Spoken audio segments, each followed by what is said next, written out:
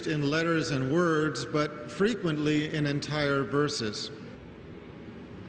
According to Metzger, one of the greatest scholars of textual criticism, quote, numerous changes and accretions came into the text, with the result that, quote, all known witnesses of the New Testament are, to a greater or lesser extent, mixed texts, and even several of the earliest manuscripts are not free from egregious errors, huge errors.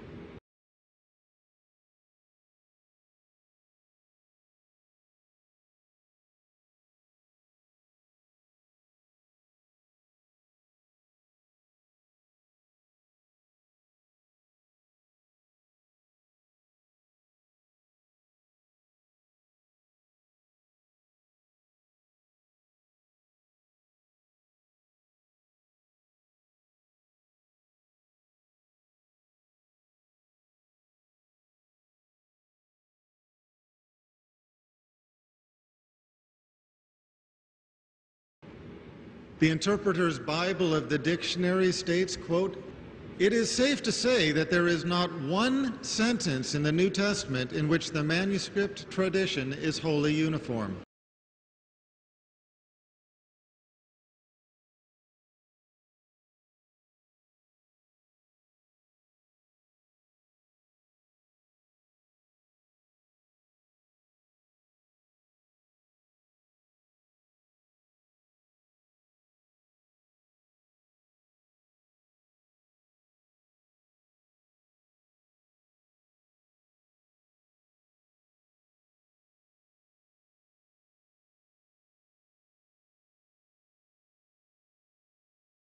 J. Enoch Powell, another biblical scholar, regarding the book of Matthew, quote, at the cost of sometimes severe disruption, wherever they appear, passages about John the Baptist have been inserted. According to Powell, quote, it is in fact possible that all the long discourses put into the mouth of Jesus are artificially introduced, end quote.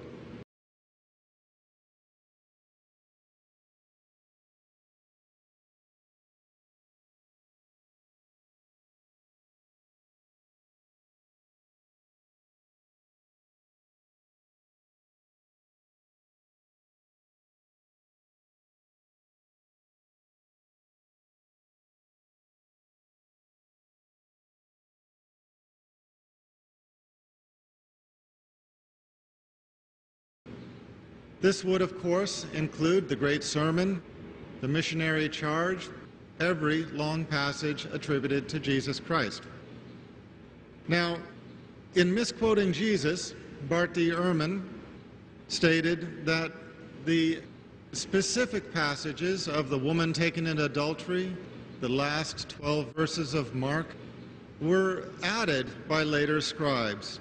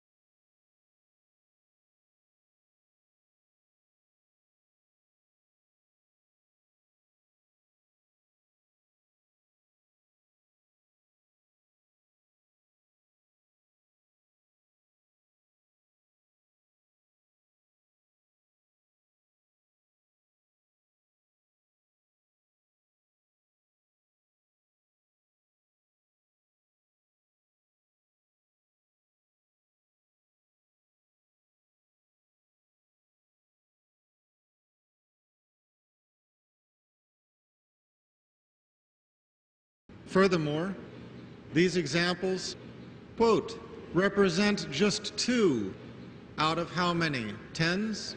Out of hundreds? No.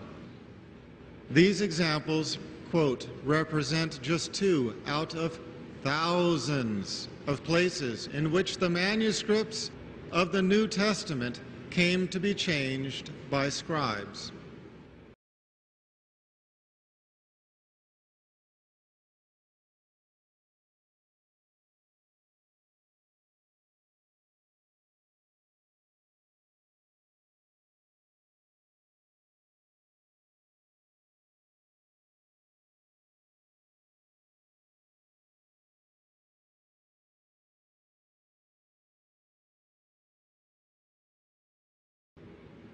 In fact, entire books of the Bible were forged.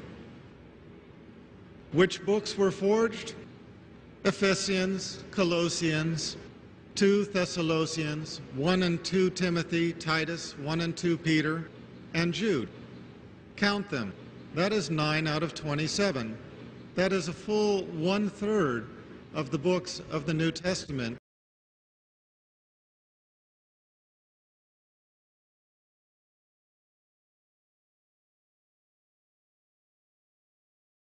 that are now judged by biblical scholars, by Muslim biblical scholars? No, by Christian biblical scholars, to be forged.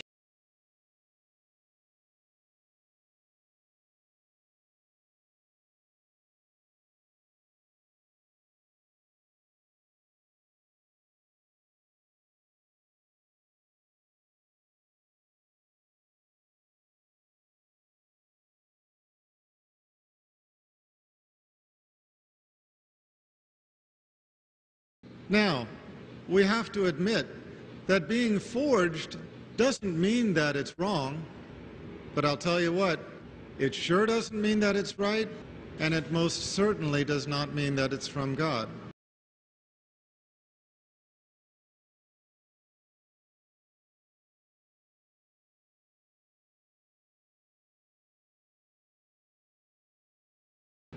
As EHRMAN tells us, quote, most scholars today have abandoned the identifications of Matthew, Mark, Luke, and John. Why is this? We have just discussed the fact that 9 out of 27 books in the New Testament are judged by modern Christian scholars as being forged.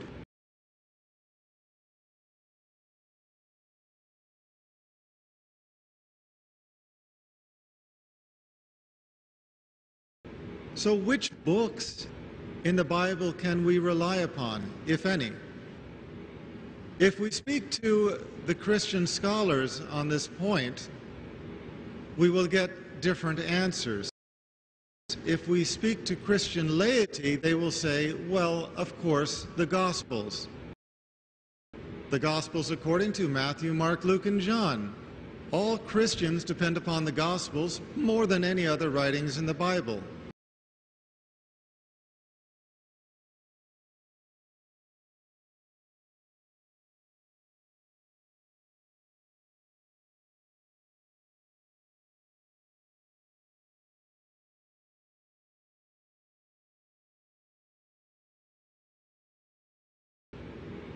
Unfortunately, all 4 of the Gospels are anonymous. The authorship is anonymous.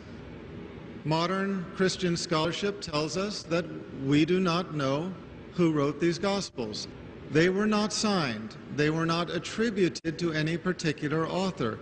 Hence the comment by scholars such as BART D. EHRMAN, quote, most scholars today have abandoned these identifications and recognize that the books were written by otherwise unknown but relatively well-educated Greek-speaking and writing Christians during the second half of the 1st century.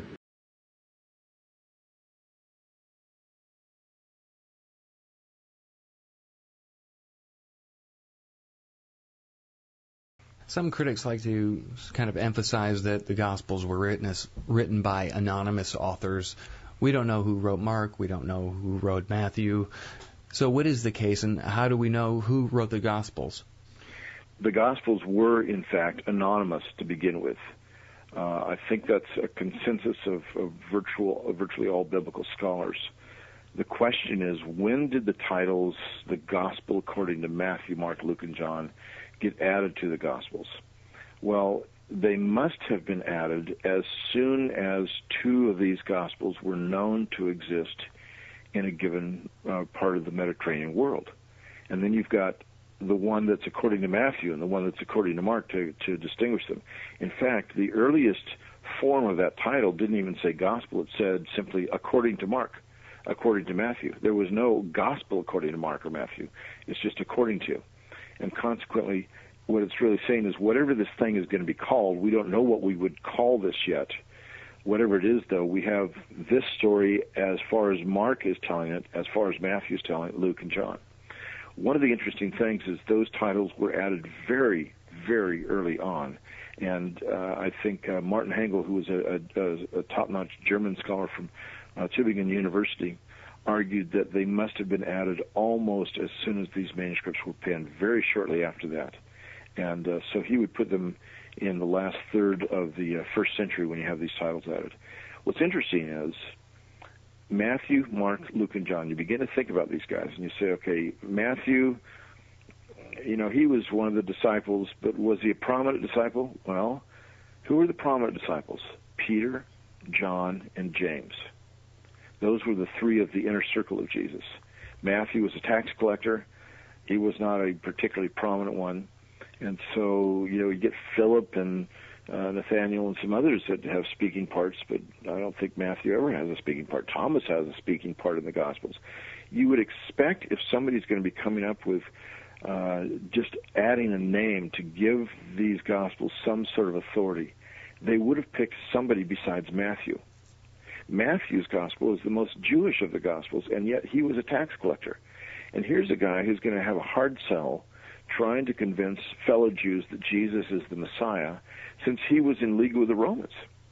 And yet, we don't have any evidence, absolutely zero evidence, that these Gospels were given any other name than Matthew, Mark, Luke, and John. So, if I were a pseudepigrapher, somebody who was fabricating a name and adding it to the Gospels, I would never have picked Matthew as the Gospel to be the most Jewish of the Gospels, or even to be the author of one of the Gospels. I never would have picked Mark. He was not even one of the original disciples. In fact, what most liberal scholars will say is, well, there was this strong impulse of the early church to add an apostle's name to work, and that's why we reject 1 Peter and 2 Peter, and why we reject so many of the other letters, you know, James and Jude and things like this, and 6 of Paul's letters. Well, yes, there was that strong impulse, but that was a strong impulse especially of heretical groups. The fact that the Gospels didn't have the Gospel names added to them, except later, not by the original authors, shows that it was an impulse that the original authors themselves did not feel compelled to follow. And it also shows that since these names that were put on these Gospels were not all apostles, two of them were, but one of them is kind of marginal in terms of the kind of influence we'd expect him to have, shows that the early church is not creating this stuff. The Gospel of Mark in the ancient world almost universally, in fact, universally is viewed as Mark writing down what Peter had preached. And yet no one calls it the Gospel of Peter. So if you have this strong impulse to put an apostle's name on something, why didn't the church do that to the Gospel of Mark? They didn't do it to the Gospel of Mark because Peter did not write it. And so there's these strong impulses that ultimately are defeated by the fact that the church also wants to tell the truth. Now, when it comes to Luke, he was an associate of Paul's, and what's remarkable about EHRMAN's view on Luke and Acts is he holds what I would consider to be very much a minority view among biblical scholars. Most scholars would say that, yes, Luke wrote both Luke and Acts, and even EHRMAN says, no, Luke didn't write those. So he's got an extraordinarily skeptical position. When it comes to John, yes, here's somebody who's a well-known apostle, and yet he's not the most well-known. He was second fiddle to James and to Peter. We see in the book of Acts that Peter is the one who's got the speaking part when Peter and John go around. And when we see in the Gospels, James and John, James is more prominent than John. And in the book of Acts, James ends up being the leader of the early church, not John. And so here's this guy who his name is associated with John's gospel, and yet he's not the most prominent apostle. I think that's very interesting that would be the case. What we do know about John is he seemed to be somebody who focused on individual discipleship and intimacy, getting to know people very, very well. And we have that from the Apostolic Fathers, people who were directly discipled by John. That fits the pattern of what we see in the Gospel of John as something written by a disciple of the Lord who wants to share intimate secrets with his readers, the kinds of things that don't get relayed in the more historically oriented Gospels, Matthew, Mark, and Luke.